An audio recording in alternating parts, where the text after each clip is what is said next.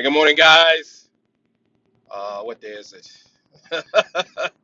It's Wednesday. It's Wednesday morning. Um, it's bright and shiny, in case you can't tell, here in Maryland. I'm heading to Delaware to go to work. And I've just been listening to the news lately and different preachers on YouTube. John Gray, Steve Furtick. Just trying to get my head wrapped around 2021 and how this year kicked off. And I got to admit that I am guilty of having the magical thinking that just because the calendar clicked off January 1st, everything was going to change. Everything was going to miraculously be better, be blessed, be just this miracle year to make up for last year or the year before. I don't know what circumstances you guys have been in, but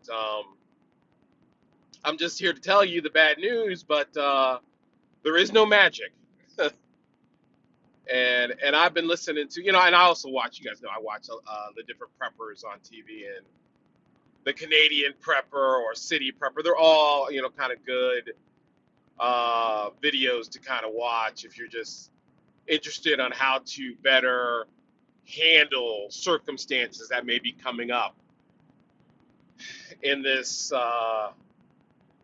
tentative time that we're in, man. I mean, everything's really, really unstable. And, like I said, I was talking to a friend the other day, and they were asking me about the mindset of people today and what is going on. Excuse me. And I was just explaining. I said, we have been going through trauma, trauma. It's been emotional, stressful, abusive, just one thing after the next. And we in America, because we've lived this lavish lifestyle. And look, and I'm not saying that we've all, we're living in like these mansions with 3-car garages and we got all the stuff that we could ever have. I'm just talking about the fact that we can dumpster dive. And my son just threw away brand new shoes because I think he was feeling it was over the top, for what he was trying to be an example of. So he just put them in the dumpster. $100 gym shoes, put them in the dumpster. You can't do that in a third world country. They don't even have shoes. You can't go over and sneak into Dunkin' Donuts trash can and get food that's just a day old. You can't do that in third world countries. So, what I'm talking about. I'm not saying that we don't have homelessness. I'm not saying we don't have crime. I'm not saying we don't have situations and issues here. But I am saying that if we really wanted to get it together, we could solve those problems. We have the wealthiest people in the world living in our country.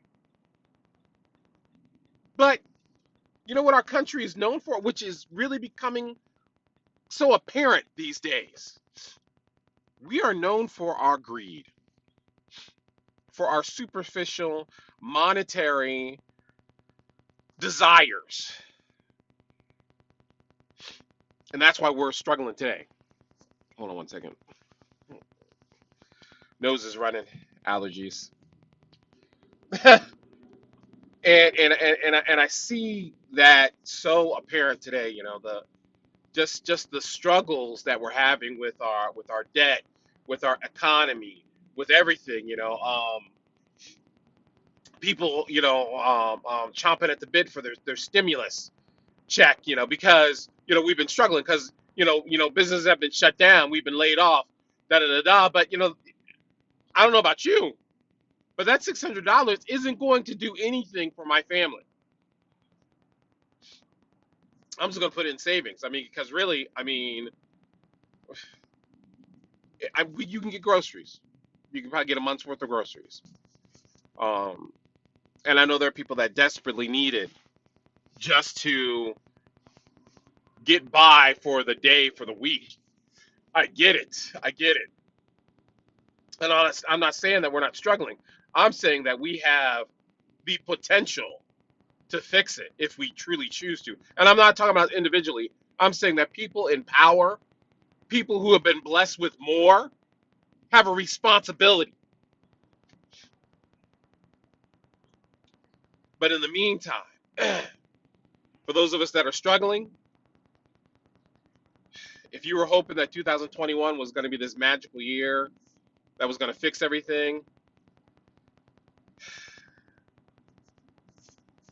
I think the only real fix is going to be us working on ourselves, us working on the core issues within ourselves, within our family, within our neighborhood, to create this ripple effect that will affect our nation, that will affect our community. I was listening to Pastor John Gray. He did a Wednesday service. And he just went live. I mean, he was lit. And I'm not talking lit in like, the alcoholic way. I mean, like he was on fire. And he was just it was some hostile preaching.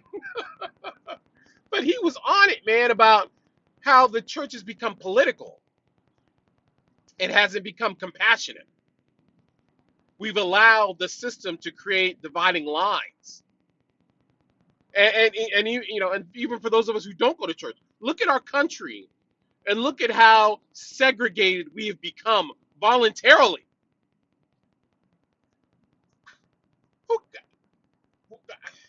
Whether it's a red or blue state, whether you're Trump or Biden, whether you're black or white, whether you're Christian or not. And I hold my Christian brothers and sisters to a higher standard because we should be leading the example in being loving regardless of what the other person believes or says or does. But we've allowed politics to invade I've seen families start to attack each other because of a political debate. I've seen couples stop talking to each other because of who they wanted to vote for. I mean, and I'm just like, everybody gets one vote, or everybody had one vote, and I still believe in agreeing to disagree. Because here's another thought that whether you're Trump or Biden, both sides have valid points. And I tell you, in mental health, what they say, it's the person that is completely inflexible, that believes that the world is black or white. And I'm not talking about whether truth is relative, because that's a whole other topic. People get that twisted. Um, when people can't refuse to learn anything new because it contradicts what they've learned in the past, as if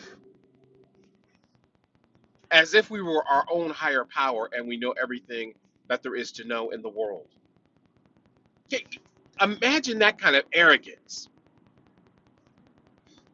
I mean, even as a Christian, there are times that I question my own faith, and I need to, so I can dig deeper to find a more powerful truth about what I believe. I mean, come on, man, guys. I mean, you guys know I don't read my Bible as much as I should, and I don't understand everything there is to understand. So in order to do that, I have to keep studying. I have to keep being challenged. It doesn't bother me when people question my faith. I question my faith. So when I see people who believe in Trump or believe in Biden fanatically, with no doubt, it causes me great concern because they're just men. They're just men, and They're fallible. I mean, we haven't. I mean, I've had presidents that I've liked. You know, like I liked Clinton, and I liked Obama. I know people are like, what? You know, people really get all twisted up. I liked them. They were smooth. I liked them. I didn't say that they did everything right. I didn't say I agreed with everything they did. I liked their personality. Now, I don't like Trump's personality. Okay, but that doesn't mean I disagree with everything he's done.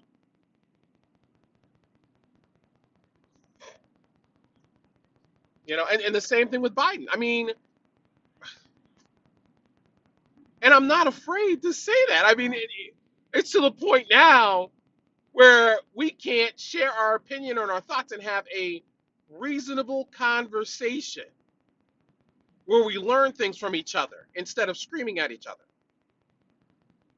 And that's the state we're in now, and it's scary.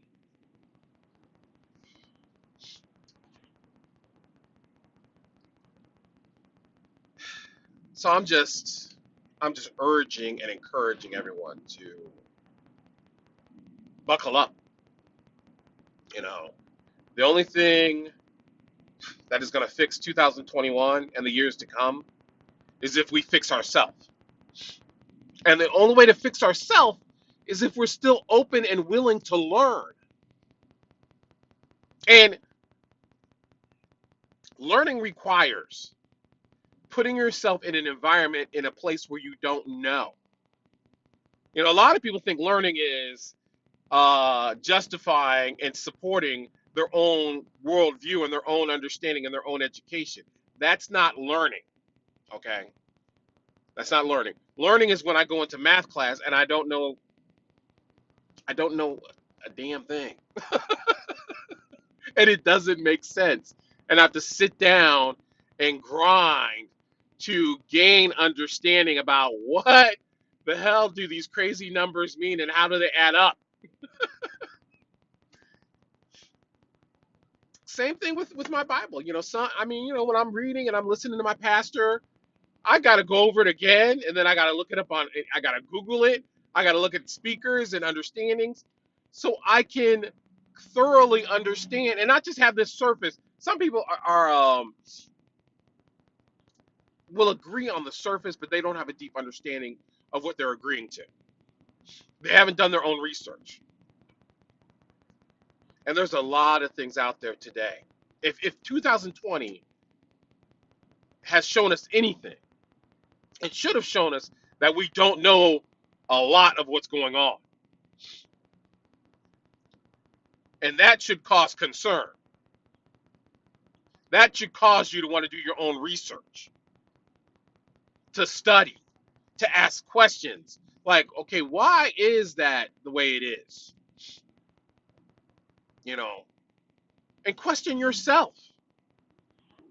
You know, when they stormed the Capitol, you know, I was, you know, I mean, you know, I think the whole world was shocked. But what's more shocking to me was, and you know, mind you, like I said, I'm not trying to get political, but anybody who didn't question their own political ideals after that happened makes me worried a little bit. Like, yo, you're not, you know, yeah, you know, I I don't have blind faith in my religion, and that's with, you know, my God Yahweh, who is, you know, perfect and all knowing and da da da da. And I question him because, you know, I'm ignorant. So I'm for sure gonna question a man in the White House because I know he's just a man, and we are just men and women. And the only way we're going to get better is if we take a hard look at our own flaws and our own understanding and start making improvements. If anything, if we should have the goal for 2021 should be self-improvement, working on our core issues, Because if we don't, we're going to get grinded. We're going to get ground up and beat down again in these next 12 months because it's about to get rocky. I'm just, and call it prophecy, call it Will's little prophetic sayings. I think it's about to get rocky, y'all. And if you're not solid on the inside, you're going to get swept away with the whirlwind. So, I'm just keeping y'all in prayer. Keep me in prayer. Yes, we're supposed to close next week on the house. Um, but I still gotta get the IRS transcripts for the 2018 2019. I gotta pass this chicken truck, and I can't get through to the IRS because the IRS is bogged down. You call the IRS, and they will tell you, due to high call volume, hang up. And I called them early in the morning, called them late at night, called them in the middle of the day. Same answer machine. They're not answering calls. So I'm not sure how that's going to affect the process of me getting this house, but I'm in definite need of prayer. So if you love your boy Will, throw one up for me to the big guy, please, because I need it because my little tribe is tired of living in that 2-bedroom apartment. I mean, I'm grateful to have it, but it's just too small. It's some of my friends will look at videos of me with all the kids and they're just like, I don't know how you're doing it. And I'm like, lots of prayer and lots of exercise. But that's just my situation. And if I gotta do it a little bit longer, so be it. And I think that's the attitude we gotta have. We need to adjust our breaking point, okay, and also take care of ourselves so we can handle situations and stressors that are coming. Take care of yourself. Take care of yourself. Manage your stress and make good decisions one day at a time. All right. Love you guys. Peace. I'll talk to you later.